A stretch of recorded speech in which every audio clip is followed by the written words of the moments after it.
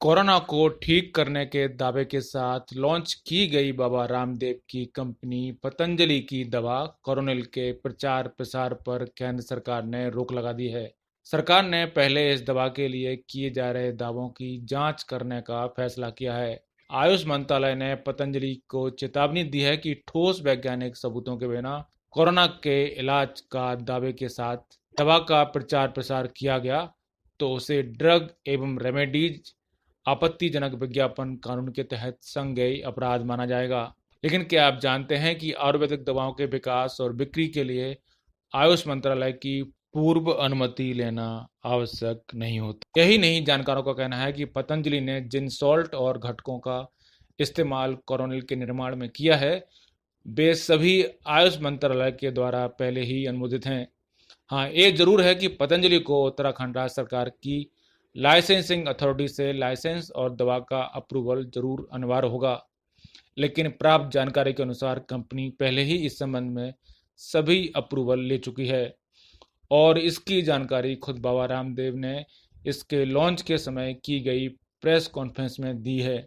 आइए सुनते हैं बाबा रामदेव ने क्या कहा, किस तरह से ट्रायल हुआ और किस तरह से इसके बारे में जरूरी अप्रूवल लिए गए। इस कोरोना काल में कोई ईश्वरीय विधान होगा कि जिन पेशेंट्स को दवाई नहीं दी जाती उनके ऊपर बहुत खतरा रहता है, और इसके लिए कहीं पर भी जब क्लिनिकल कंट्रोल ट्रायल किया जाता है तो उसके ऊपर बहुत प्रकार की क्वेश्चनिंग होती है।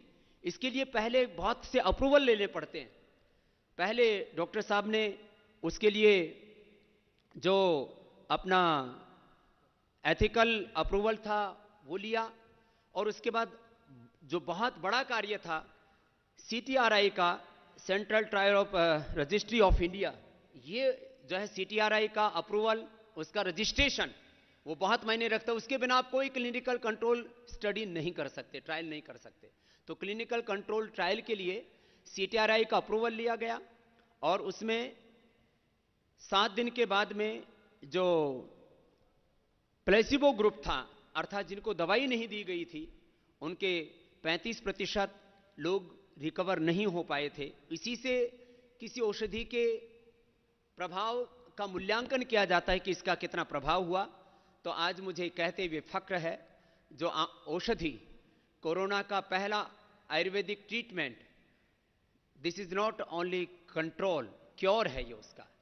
और बड़ी बात है कि ये कहते हुए हमें फक्र है कि इसमें 100% रिकवरी रेट है विद इन 3 to 7 डेज, और 0% डेथ रेट है। ये भी बहुत बड़ी बात है, और ये दुनिया के लिए एक इस कोरोना के काल में जब चारों ओर एक भय आशंका व्याप्त है, और आम लोगों से लेकर के खास लोगों तक, यहां तक कि जो कोरोना वॉरियर्स हैं, डॉक्टर्स हैं, पैरामेडिकल स्टाफ है, नर्सिस हैं, और हमारे उनकी सुरक्षा में लगे पुलिस के, सीआरपीएफ के, सेना के जवान हैं, पूरी दुनिया के बड़े बड़े लोग उसकी चपेट में आए और मौत के आगोश में समा गए। ऐसे में यह एक बहुत बड़ी मानवता की सेवा का और आयुर्वेद को भी गौरव दिलाने का आज ये दिन है। Fast evidence based, research based corona की आयुर्वेदिक दवा आज हम यहां से लॉन्च कर रहे हैं। माना कि अभी भी बहुत लोग बहुत तरह से आशंकित होंगे, प्रश्न करेंगे, लेकिन सारे प्रश्नों का हमारे पास जवाब है, क्योंकि हमने 100% जो भी किसी ड्रग डिस्कवरी के लिए निर्धारित साइंटिफिक पैरामीटर्स हैं, उनका हमने 100% पालन किया है। तो आइए सुनते हैं डॉक्टर बलबीर तोमर की जुबानी कि किस तरह से क्लिनिकल ट्रायल हुआ और किस तरह से इसके लिए जरूरी अप्रूवल लिए गए। लेकिन सबसे पहले हमने अपनी एथिकल कमेटी को बुलाया, उसने इसको प्रूव किया, और हमारे पास जो जो दवाएं थी हमने इनको ट्रायल किया। इसमें एक तो है ashwagandha, pure giloy extract, pure tulsi extract, अनुतेला एंड स्वाश्री रस। तो अब इसके बाद सर्वप्रथम जो हमारी यूनिवर्सिटी की रिसर्च एथिकल कमेटी ने इसको पास किया, उन चीजों को डिटेल में अध्ययन करने के बाद, और साथ में जो हमारी क्वेरी थी वो पतंजलि के विद्वान साइंटिस्ट हमको बताते रहे। फिर हमने गवर्नमेंट की CTR आई, जिसके बिना कोई अनुसंधान देश में नहीं कर सकता, और specially allopathy institution medical college होने के नाते हमको इनसे परमिशन लेना जरूरी था, क्योंकि ये आयुर्वेदिक मेडिसिन थी। और मैं उनका भी आभारी हूं, जब डिटेल में उनको बताया गया और कोरोना पेंडेमिक है, अभी कोई दवा नहीं निकली है, तो उन्होंने हमको बहुत जल्दी अलाउ किया कि आप करिए। चलते चलते ये भी जान लेते हैं कि इस दवा को किस तरह से लेना है और किस तरह से दवा आप तक पहुंचेगी, यानी किस तरह से खरीदना है, कैसे आपको ये उपलब्ध हो सकेगी। इसके बारे में भी जानकारी खुद बाबा रामदेव ने प्रेस कॉन्फ्रेंस में दी। किस तरह से इसका सेवन किया जाता है, कैसे काम करती है।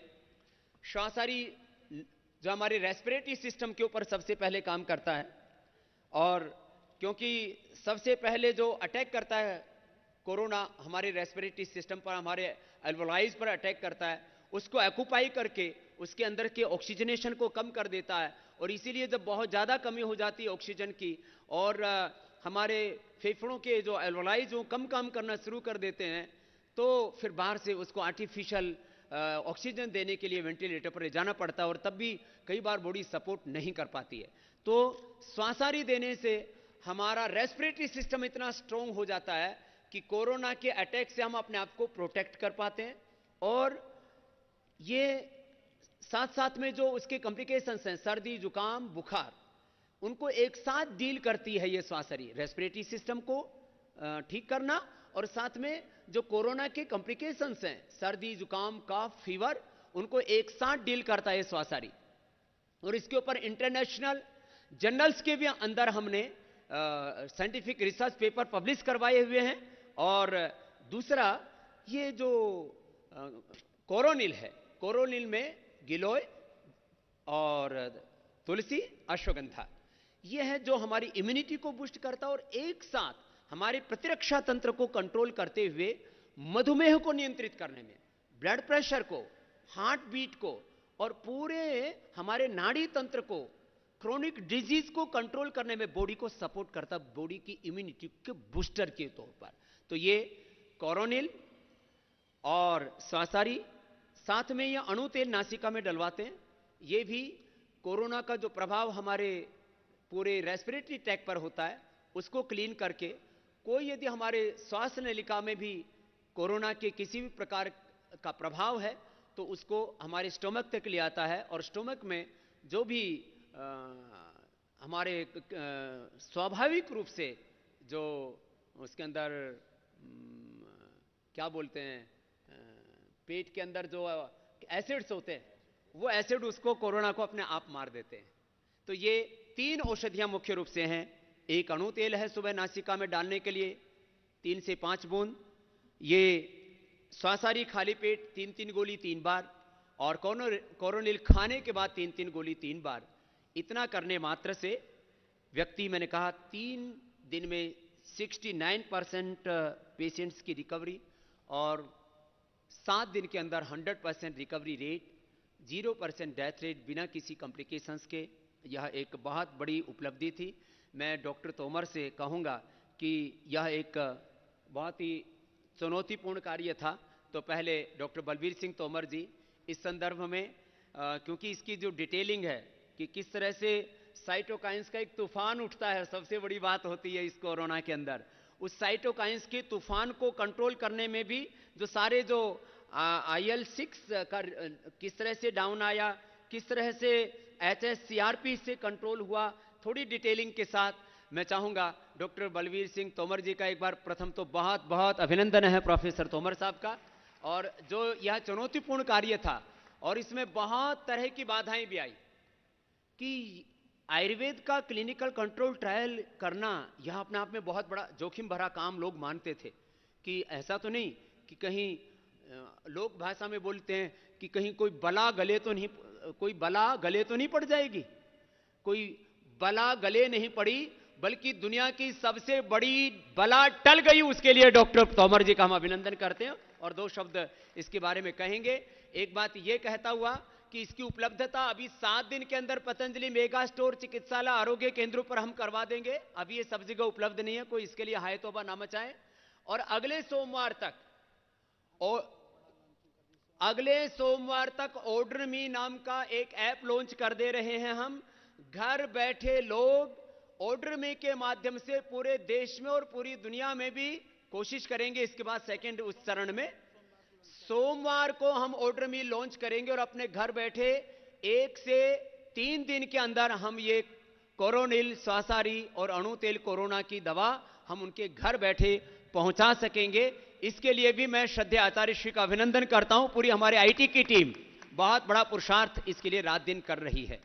चलते चलते आपको एक बार फिर से याद दिला दें कि दरअसल आयुर्वेदिक दवा को विकसित करने और बेचने से पहले आयुष मंत्रालय से इजाजत लेने की जरूरत नहीं होती, लेकिन जिस राज्य में इस दवा का उत्पादन किया जा रहा है वहां की लाइसेंसिंग अथॉरिटी से इसके लिए अनुमति लेना अनिवार्य होता है। आयुष मंत्रालय ने उत्तराखंड के राज्य लाइसेंसिंग अथॉरिटी से इस दवा को दी गई मंजूरी और लाइसेंस की प्रति देने को कहा है।